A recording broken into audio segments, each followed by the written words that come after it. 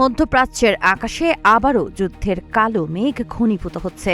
বিশ্ব জ্বালানি বাজার, আন্তর্জাতিক বাণিজ্য এবং সামরিক ভারসাম্যের জন্য অত্যন্ত গুরুত্বপূর্ণ একটি জলপথ ঘিরে তৈরি হয়েছে নতুন সংকট।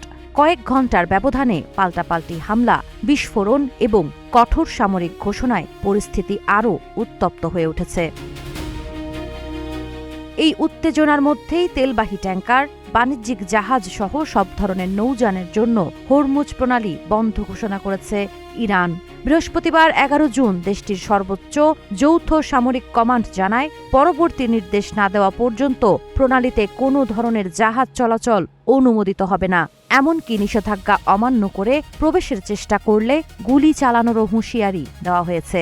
জীবন অবাক না করলে কে করবে? 28% মিল্ক ফ্যাটের অবাক করার সাথে ফ্রেশ মিল্ক পাউডার। জীবন অবাক করুক প্রতিদিন। আল জাজিরার তথ্য অনুযায়ী নতুন করে ইরান যুক্তরাষ্ট্র সংঘাতের জেরে এই সিদ্ধান্ত এসেছে। মার্কিন প্রেসিডেন্ট ডোনাল্ড ট্রাম্পের নির্দেশে ইরানের একাধিক লক্ষ্যবস্তুতে হামলা চালিয়েছে যুক্তরাষ্ট্র।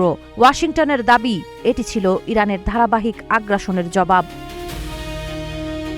এর প্রতিক্রিয়ায় ইরান বাহরাইন ও কুয়েতে অবস্থিত মার্কিন ঘাঁটিতে ড্রোন হামলা এবং হরমুজ প্রণালীতে দুটি জাহাজে হামলার দাবি করেছে। একই সঙ্গে আইআরজিসি অভিযোগ করেছে, যুক্তরাষ্ট্র এপ্রিলের যুদ্ধবিরতি চুক্তি বারবার লঙ্ঘন করেছে। এদিকে ইরানের রাষ্ট্রীয় গণমাধ্যম জানিয়েছে, কেশম দ্বীপ, বন্দর আব্বাস, সিরিক ও কারগান এলাকায় বিস্ফোরণের ঘটনা ঘটেছে। এসব ঘটনায় হতাহতের খবরও পাওয়া গেছে।